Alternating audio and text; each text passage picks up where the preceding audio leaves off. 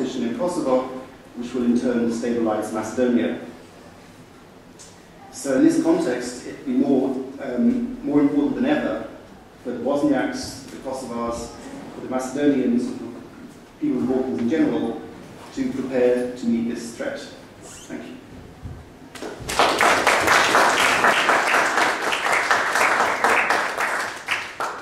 We have about 15 minutes to half an hour question and answer period. So if you have any question for Dr. Hoare, please. Yes. I have one. With George Bush, he kind of acted unilaterally, which you pretty much said was consistent. He knew what he was going to do. With Barack Obama this far, you can also say he's very different but consistent. With the political changes that are likely to happen this week in the United States, how do you see that as impacting all of this regional conflicts? I think that the Obama administration is politically weak and under siege from the right in America. And in this context, the president isn't going to do anything that's going to be very risky in the field of foreign policy. And anything he does do will be sort of come under fire from the Republicans. So, he'll be made to look accused of being too foolhardy or accused of looking too weak. So I think he's going to be even more cautious than he's naturally inclined to be. He's already quite naturally cautious politician in foreign policy. So I think, generally speaking, in this context in the States and in Western Europe, generally speaking, the Western world, it's going to be a period of very cautious foreign policy initiatives as they affect South America. You mentioned that there is not too much interest from the West in Balkan.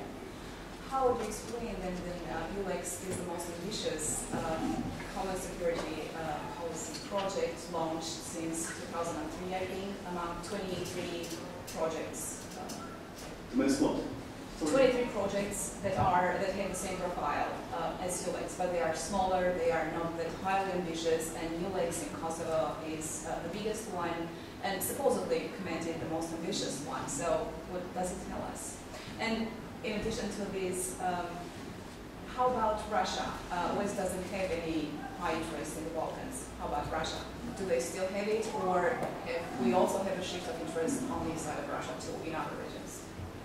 In the case of the first question, the ULEX, I think there was a tendency within the EU, particularly part of France and Germany, that they really would like to have more independent effort from the US. So you see the establishment of ULEX as part of that, a force that's under the EU's control, independent of the states. And then you have also in Bosnia this desire to end the tenure of the Office of the High Representative and establish a purely EU special representative there as well. The idea being that they're quite sort of humiliated by the US presence there. So I would see that in those terms, the ULEX, the sort of EU special representative in Bosnia, also as part of this EU self-assertion. I wouldn't see it necessarily as any part of more enlightened policy in the region. As far as Russia is concerned, I don't think Russia has a very great interest. I couldn't really say that there's any real national interest which moves Russia to oppose Kosovo's independence and support Serbia. It's more a question of disrupting the general eastward expansion of NATO in the EU. So it's sort of dog and limit policy, a sort of, I say, malevolent obstructionist policy, rather than any genuine interest there. They have this pipeline project, South Stream Pipeline, that's also true, but they can do that without putting so much trouble in other areas. They can pursue that policy in a more moderate way. So it's not that Russia has any real interest in the Balkans, but it's part of this game of sort of trying to sort of compete with the West, obstruct the West, to use the Balkans for those purposes. Yes, Marko, a question or two, if I may, speaking from a purely personal perspective. I think I agree with most of your attitudes completely, as you know from what I wrote for you recently. But just a couple of thoughts on initially what happened in the 1990s, for example. I wonder whether the attitude of particularly Western Europe to Southeastern Europe in the intervention in the 1990s was driven by finding itself stuck in a coalition and an EU framework which was more important to it actually trying to achieve on the ground. And there was also, I think, an unwillingness to be too imperial, going back to your opening points about the universal bad West. To me, it was kind of timid West, which knew that it was bad to be imperial, and therefore didn't want to be too directive, didn't want to, you see, to give people instructions too much, and didn't want to seem to redraw the map. Then we get this, I think 1999 was the blip, and I think it was a very good blip. The intervention in Kosovo was a positive and necessary thing, and it was driven in part by genuine moral belief from particularly Tony Blair, but also Bill Clinton. And then since then, we seem to have seen the retreat from principle, if you like. And we're now back in a situation where the countries that are intervening, or for those countries, Kosovo, for example, and the interests of Kosovo are secondary to their wider coalition concerns. And even those countries that believe very strongly that Kosovo independence is a good thing, think it's more important to achieve EU unity as we move forwards. So the Southeastern European angle is just one part of their wider coalition needs and their attitude to Russia, for example. And to me, one of the examples of that, picking up what you suggested, is the attitude to war criminals, indicted war criminals, where when the message comes to Serbia or to Croatia, you need to deliver these war criminals, these alleged war criminals. The message is you need to deliver these war criminals because that's the deal for making progress on your European path. The message is not you need to deliver these alleged war criminals because they are alleged to be responsible for the most grotesque atrocities in Europe for 50 years. And we've retreated away from any sense of moral engagement to a purely calculated sense of the European Union is the way forwards, European unity is important, everything is about the European perspective. I wonder how that fits in. Yeah, I think you're absolutely right. I mean, when the war broke out in Yugoslavia in the early 90s, it was an area which was really not very much interest to the Western House and the Western world generally. I mean, Macedonia is more important because of implications of possible Turkish-Greek conflict, but ultimately it was seen as Europe's problem. We had that quote from Luxembourg's Jacques Proust saying it was the hour of Europe arrived, and if we can solve any problem, it's the problem we can solve. And of course then the EU's credibility was at stake throughout the whole thing, but nevertheless not to the point where they'd actually take decisive action. And you're right, I think it's this sort of multilateral approach where we have to reach consensus does tend to prevent that happening in a structure like the EU, which is rather unwieldy. And so you had Germany actually taking more decisive action, forcing through direct recognition, which I don't think was the right thing to do, but nevertheless then of course a lot of opposition on the part of other European countries sort of complaining about Germany's supposed high-handed unilateralism. And then the whole credibility of the intervention became an end in itself. So no matter how badly it wasn't working in Bosnia, you had to then pretend that it was all going ahead, and you couldn't have a change of policy which was prove the earlier policy being wrong. You couldn't bomb the Bosnian Serbs to make it stop because that would show that the earlier policy hadn't been working. So this sort of really short-sighted policy of just being concerned about the EU's own prerogatives as a body and prestige, trumped any kind of more far-sighted policy that what kind of Balkans you actually want to have. Do you actually want to have a stable democratic Balkans or not?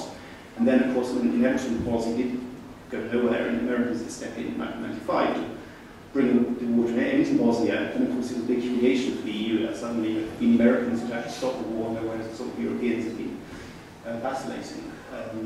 But it does seem very difficult for the EU to sort of go beyond this. And so, as you say, it's we reach a stage again where, going back to the question of ULEX and the rest, where it's this is just about the EU itself, and about you want to be part of our club, do what you have to do to join us, and we don't have any real interest in your actual disputes, your actual what they actually are.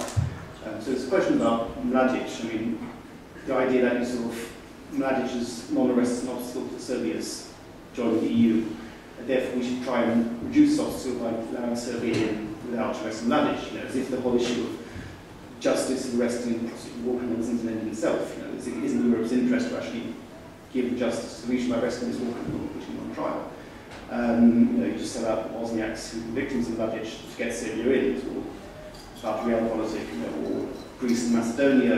The Macedonian issue wants compromising so they can get in. The question of whether Greece or Macedonia is right or wrong is just not relevant.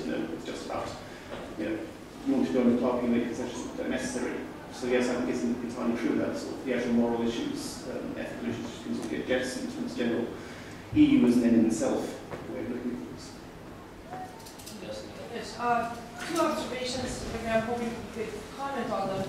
One has to do with the way in which you define the Balkans, and you give it this geographical definition that neglects in a way to recognize that geography is about actually cultural geographies and political geographies, and say that the peninsula itself and perhaps the Caucasus, because they're dealing with some similar issues.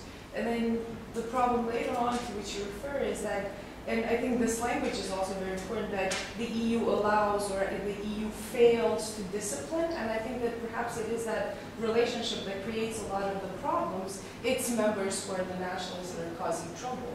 And so is it possible that the Balkans or Caucasus that seem to be defined by these exceptions that are happening within their territories as opposed to Western Europe where these things don't happen, is a construct of that political geography, because we do recognize that both Cyprus, Spain, Romania, Bulgaria, and all of these other countries that are part of the EU actually have problems that are similar not only to the Caucasus but also to the Balkans as well.